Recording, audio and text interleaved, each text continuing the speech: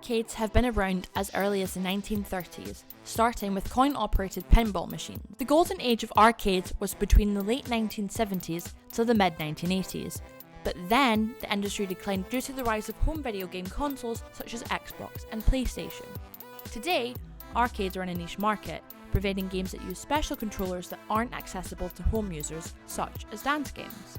One of the most popular dance games in arcades today is Dance Dance Revolution, also known as DDR. DDR was introduced in Japan in 1998 by Konami. Ever since, it's been an iconic feature in arcades around the world.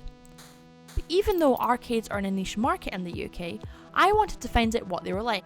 I met up with 20-year-old James Hayward, who has spent the past 5 years travelling to different arcades in the UK, practising his dance mat skills. James was friendly enough to take me to 2 different arcades in London to see the dance mat machines in action. Yeah, I'm James Hayward. I'm a semi-professional arcade gamer of sorts.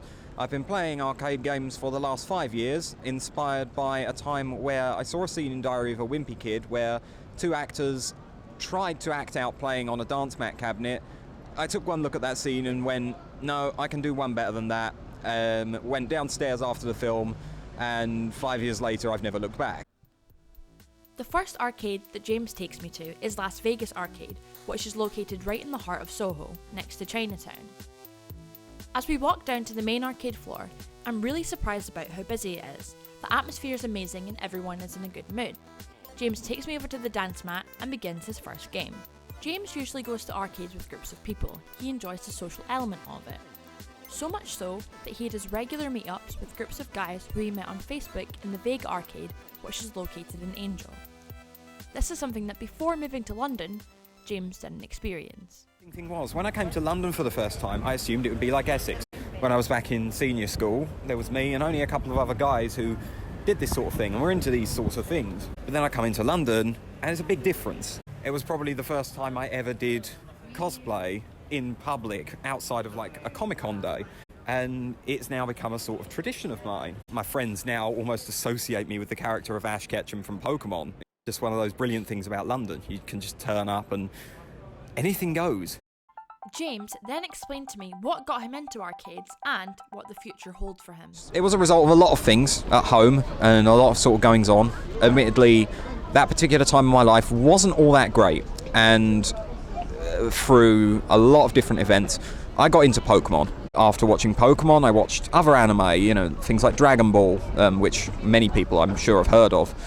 And then after that I got into video games more, again starting by playing Pokemon, then moving into consoles, and then eventually arcades. My love of Japan never really went away. Anime got me interested in the actual culture, and now it's at a point where I'm looking to apply for a graduate scheme, which would have me teaching in Japan for up to 5 years. And when I asked James about high scores, this is what he had to say. Am I one of those players who plays for high scores? To tell you the truth, I don't. It's nice when I get a high score, sure, and certainly in a lot of places, again, mainly outside of London, I have made high scoreboards, and it's nice in a way because it means I've left my mark on a place in a sort of way. It's peculiar, and oftentimes, when I get back there a year later, I'll still be on those boards. So the next time you're in London, go try out one of the arcades. I mean, who knows? You might even be the next record breaker in DDR.